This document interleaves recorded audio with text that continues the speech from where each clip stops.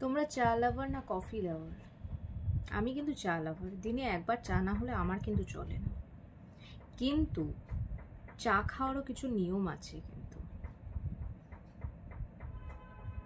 তোমরা কখনোই খালি পেটে চা খেও না।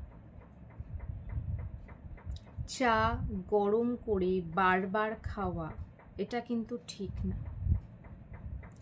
আর যাদের গ্যাস্ট্রিক প্রবলেম আছে বা যাদের গ্যাস্ট্রিক প্রবলেম নেই তাদের ক্ষেত্রেও একটা কথা বলছি, চায়ের সঙ্গে আমাদের একটা স্বভাব আছে বিস্কিট খাওয়া বা স্ন্যাক্স কোনো আইটেম খাওয়া।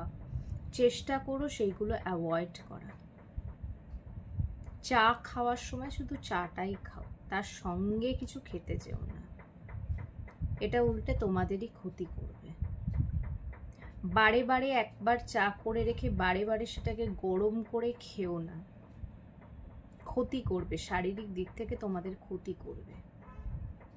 আর সারাদিন যেহেতু চা অনেক সময় খিদে মেরে দেয়, তো আমাদের অনেক মানুষ আছেন যারা বারে বারে খালি পেটে হোক বা উল্টো পাল্টা সময় হোক চা ইনটেক করেন, তো তাদেরকে বলবো যে ওটা কম করুন, ওটা করবেন না।